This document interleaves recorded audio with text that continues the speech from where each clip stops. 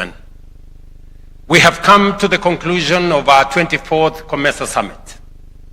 The communique just presented by the Secretary General, Her Excellency Gileshe Mbundu Kapwepwe, is the culmination of our fruitful deliberations built upon the deliverables of the meetings of the Council of Ministers, the Ministers of Foreign Affairs, and the Business Council Forum, including the decisive growth. Guided by them, we will move swiftly to digitize every aspect of our trade facilitation instruments.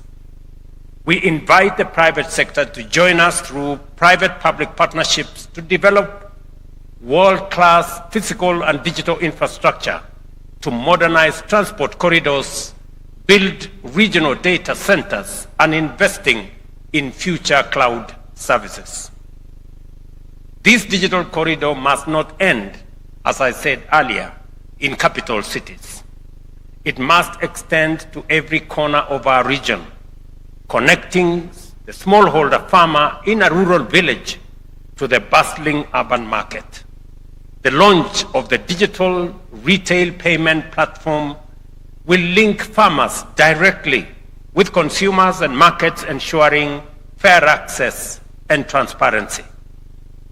With the support of my fellow members of the Bureau of the Authority, I assure you of my readiness and commitment to continue implementing the COMESA Regional Integration Agenda. Together with the Vice Chairperson and the Rapporteur, I will maintain the momentum necessary to ensure that our organization continues to deliver on its mandate and to meet the expectations of our member states, business community, and citizens. I urge our Council of Ministers and Ministers of Foreign Affairs to accelerate the implementation of the decisions we have made so as to guarantee the free movement of people, to facilitate seamless trade and investment flows, and to sustain our collective commitment to peace, security, and stability in our region. We have also seen the concerns raised by the COMESA Business Council, as articulated in the declaration we have just adopted. I want to commit to our business community that we have listened carefully to your issues and your concerns, and it will form the basis of what I intend to do in the next 1 year. We shall also ensure that the COMESA EAC SADC tripartite trade area agreement that has become operational will continue into the future with broader engagement. To that end, we will strengthen synergies between the COMESA Free Trade Area, the Tripartite Free Trade Area, and the Africa Continental Free Trade Area. As we do so, we must remember that the free movement of goods and services must be matched by the free movement of people and enhance physical connectivity across the region and the entire continent. Kenya has taken the progressive step by becoming visa-free for most Africans, reaffirming our enduring commitment to regional integration and unity.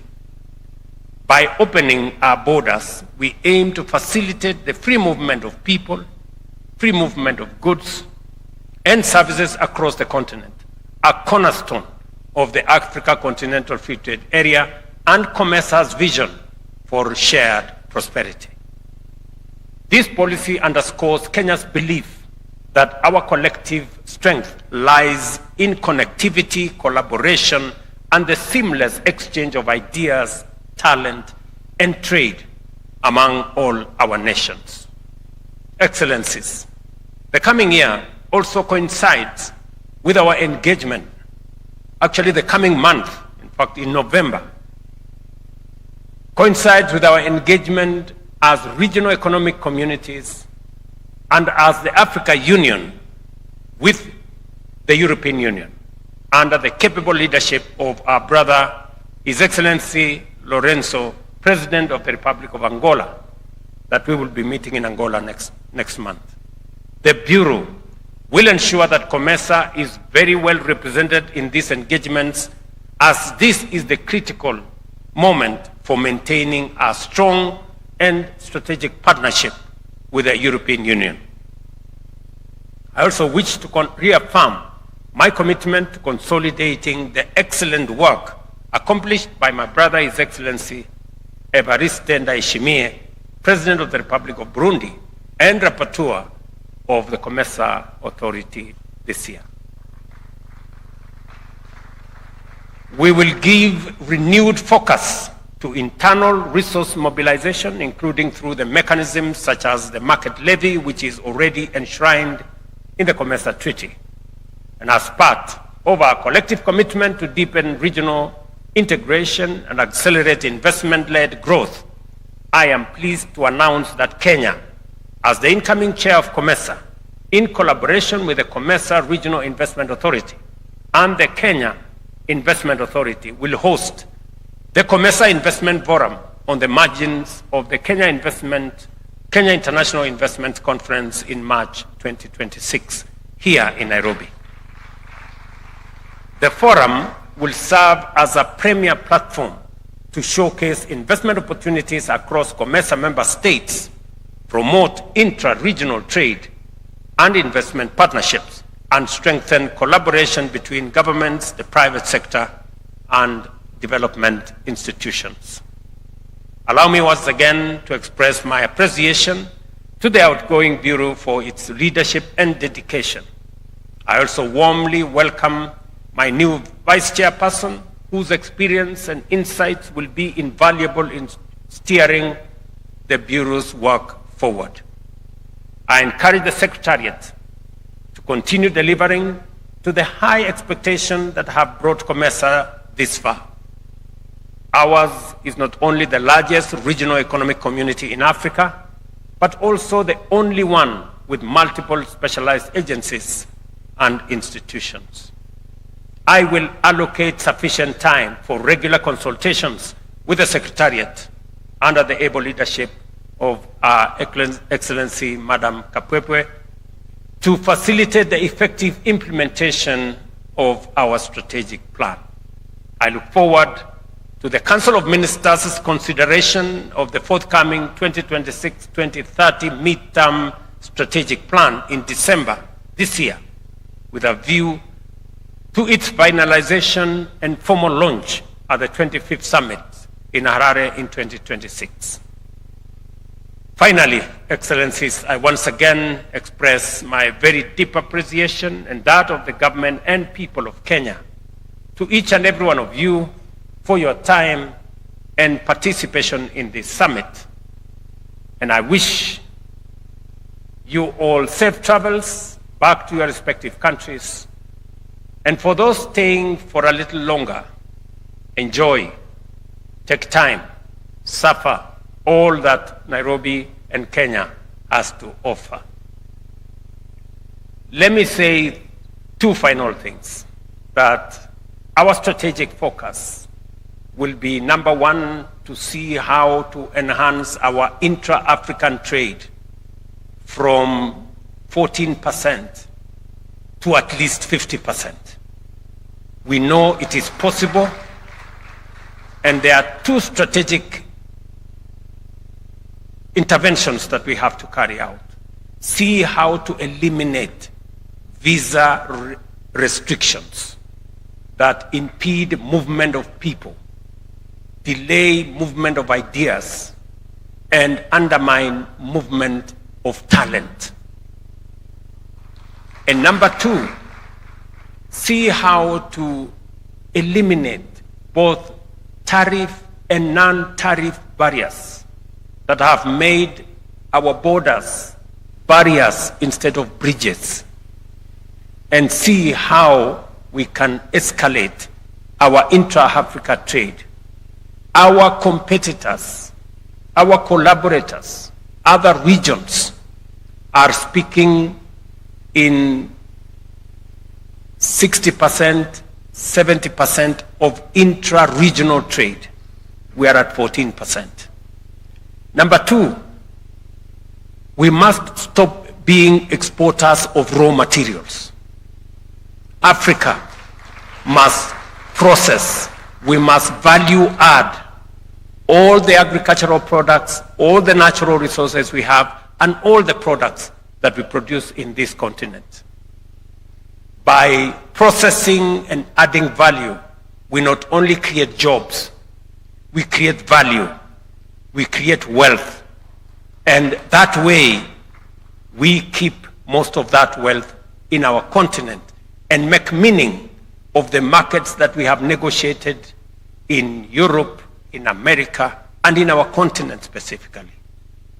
As the world becomes much more difficult, it is our responsibility to create market here in Africa.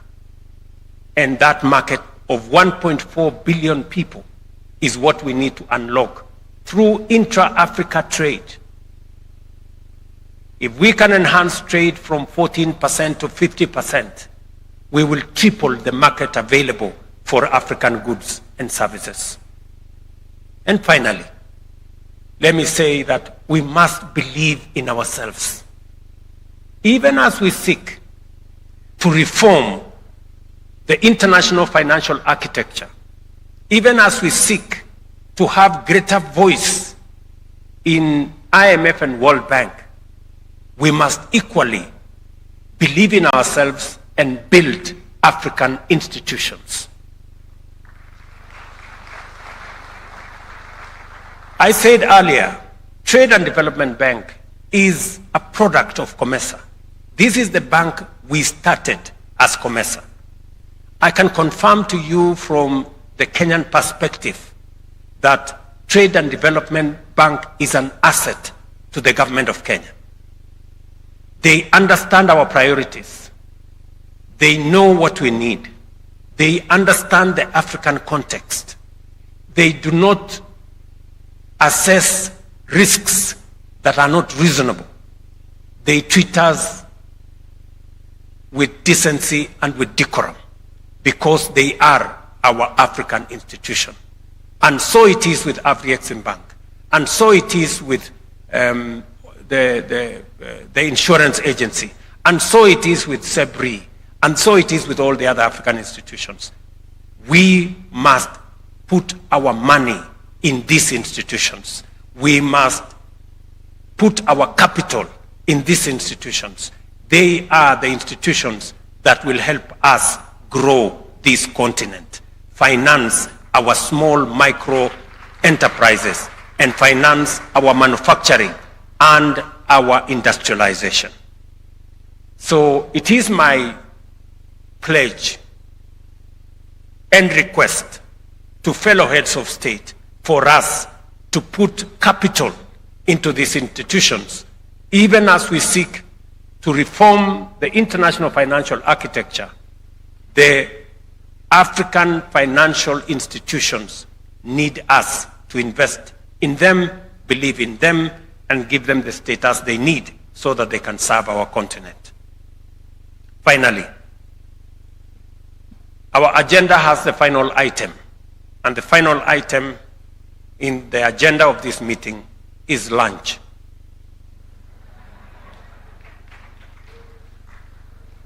And lunch is exciting, it is important, but it is also mandatory. For those of you who may be tempted to skip lunch and rush to the airport, let me tell you, the airport will only be open after lunch.